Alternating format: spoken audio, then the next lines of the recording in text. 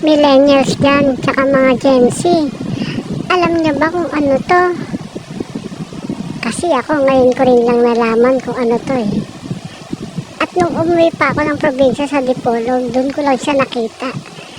Naririnig ko lang siya, pero hindi ko alam ang itsura niya.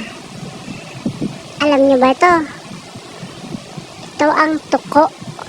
Nagsasabi ng tuko, tuko. O ngayon, hindi alam niyo na. Dito sa Manila, hindi na yata makikita yan eh.